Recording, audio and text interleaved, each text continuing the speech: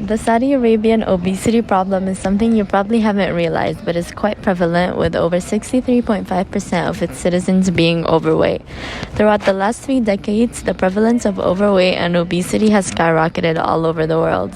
Obesity's rising tendency suggests that the problem is not only isolated to the industrialized world, but is also spreading to the developing world.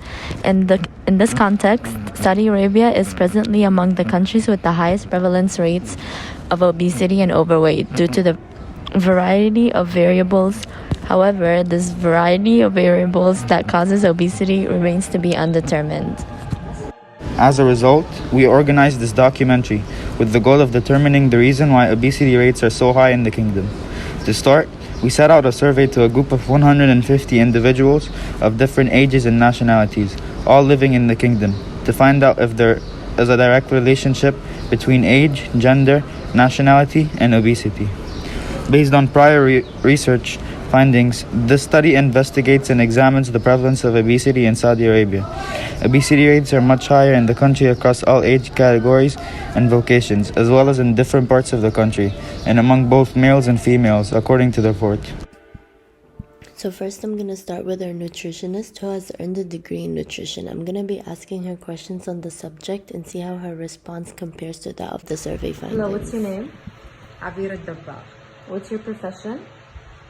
Physical activity and sport studies. Okay. أنا بتحرك. عادي عادي. Question 1. How do you feel about the obesity problem in Saudi Arabia?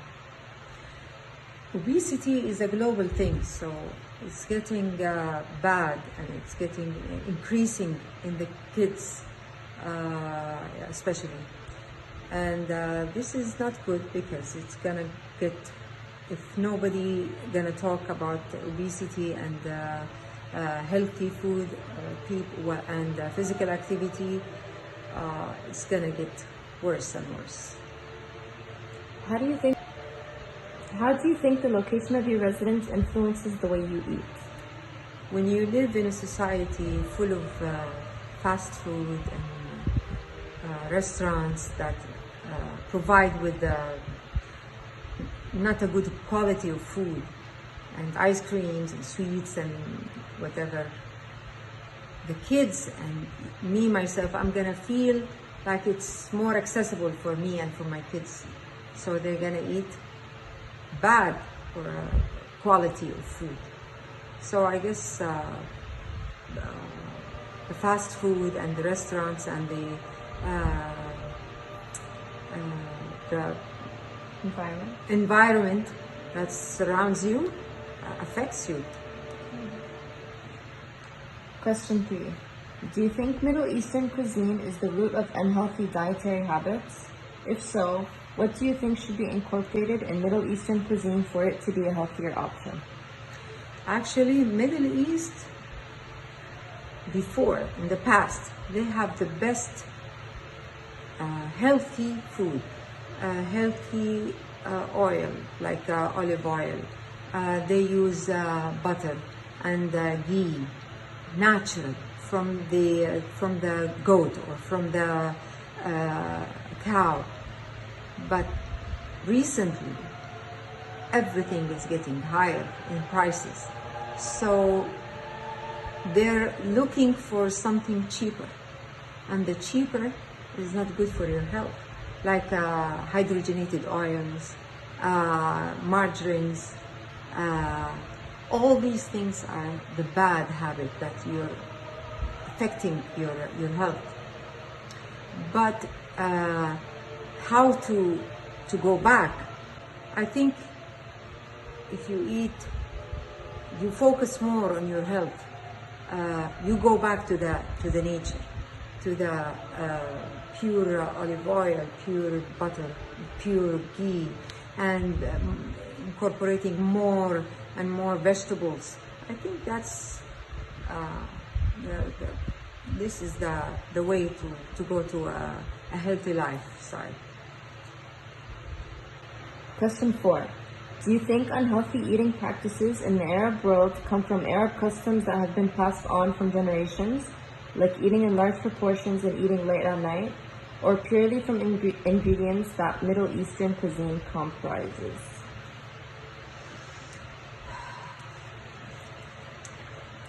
I think the lifestyle in back before, they used to eat one meal, and it was a good meal, meat and a little bit of rice or un, unpurified, unprocessed carbs, and a little bit of salad, and that's it. And it was only meal, and maybe in the morning. So they have 2 meals. That's it. But with time, and people, the parents have to go out, both of them. So there is no good healthy food, and when she comes, the mom or the dad, and they want to make food, it has to be very fast. So it's easier for them to eat unhealthy. It's easier. You know, you can get اندومي ايش اسمه؟ لا لها اسم. ramen noodles.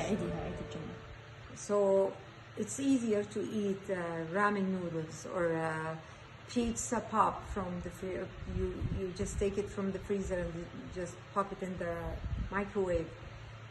So it's easier for them because of the lifestyle of the new generations is getting maybe difficult, tougher for them, and economically it's cheaper.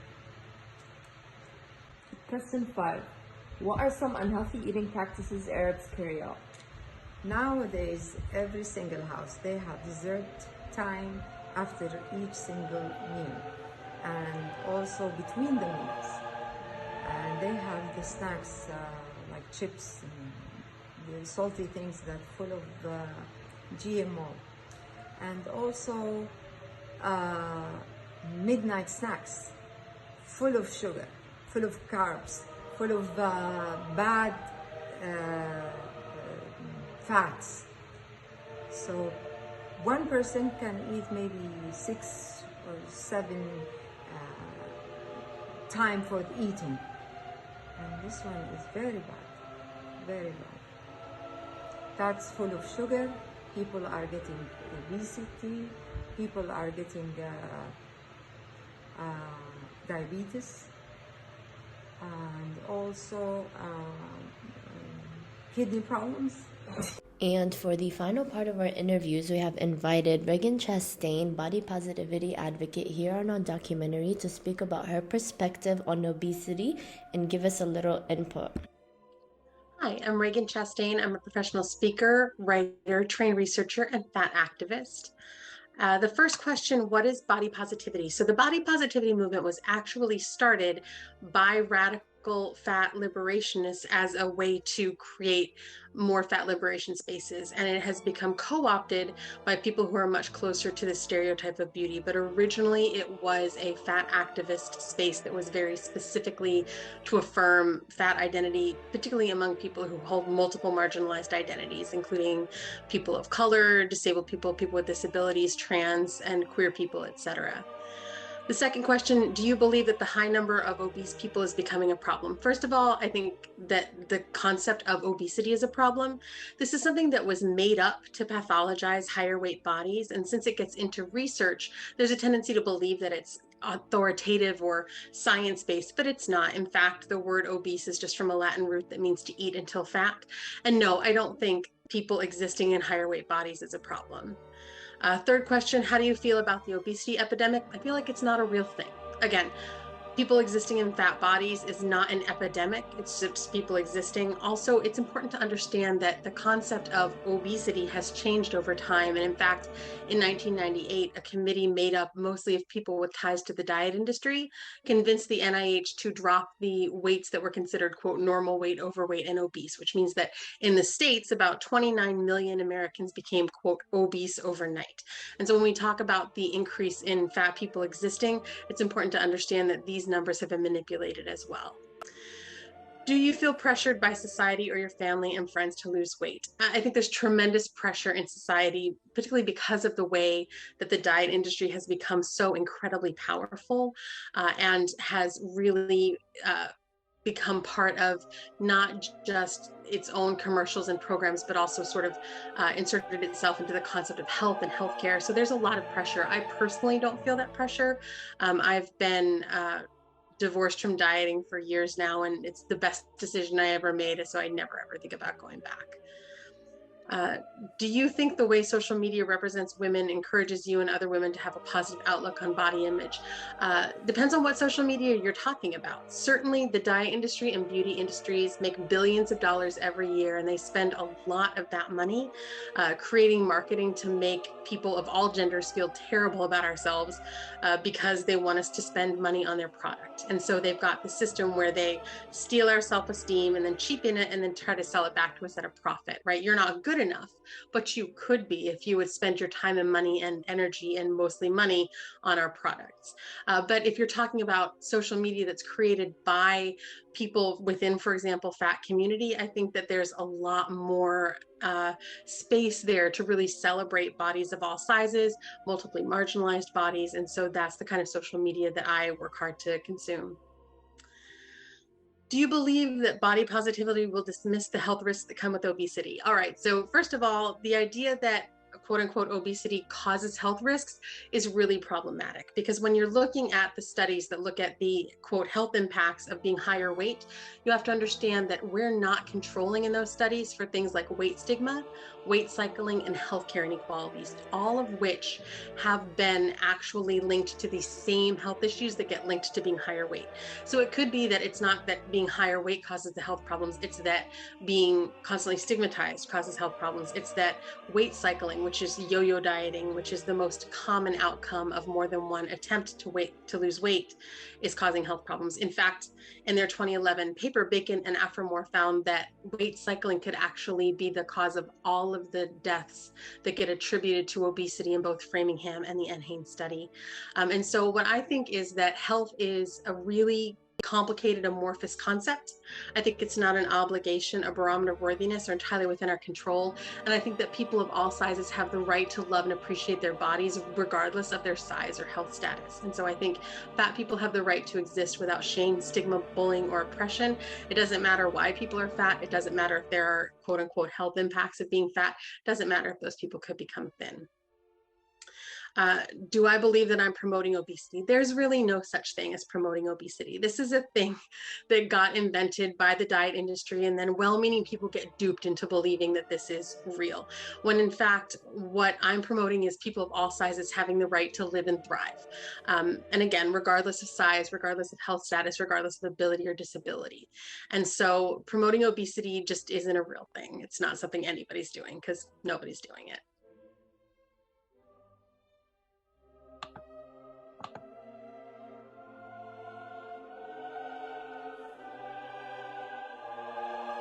Comprised of all the data we've collected and the results of our survey. For the first question is, how many meals do you typically eat in one day? From the data that we have collected, we have seen that majority of who picked more than the recommended 3 meals a day were teenage men, and those who picked less than the recommended were mostly comprised of young adult women. Second question is, how many times do you typically eat between meals, like snacks, in one day? Close to the previous results of the previous questions, the people who picked more than average were mostly teenage men, and those who picked less than average were middle-aged women. Next question is, do you currently follow a special diet? The majority picked no, which was equal between men and women, but the few that picked yes, most of them were middle-aged women. Fourth question is, how often do you eat dessert? Most people picked sometimes, and there wasn't a specific pattern for the question. It was all equally balanced between them. Fifth question is, do you skip any meals? The majority of people picked yes, they skipped one meal, which was breakfast. Can you resist when you walk past a candy dish, a plate of donuts, or a favorite snack in the vending machine? Most people picked almost always, with the majority being middle aged men. And those who picked rarely, it was mostly comprised of young children aged 8 to 12. Do you always finish everything on your plate? This wasn't a specific pattern also. It was all equally distributed, but the majority of no was comprised of young children aged 8 to 12.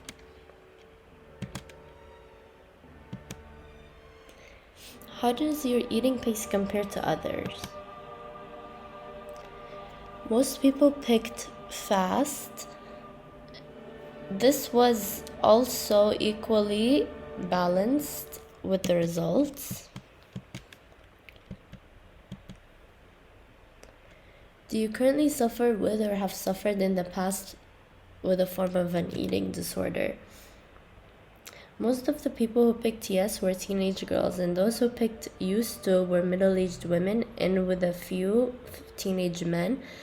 But those who picked no were mostly middle-aged men or men over the age of 50. This was the results of when do you eat. Most people picked they eat when they're hungry.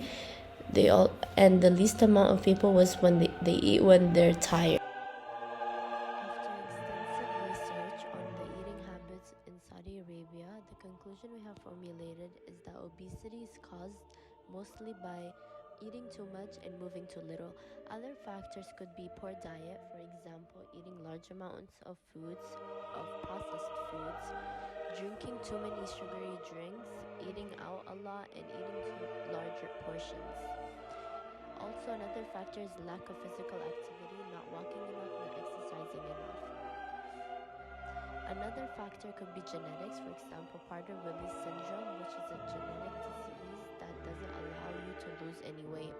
There also could be medical reasons such as underactive thyroid glands, where your thyroid glands does not produce enough hormones, or Cushing's syndrome, a rare disease that causes people to have an overproduction of steroid hormones. Our documentary emphasizes the importance of raising awareness about obesity and the developing initiatives and methods to battle it.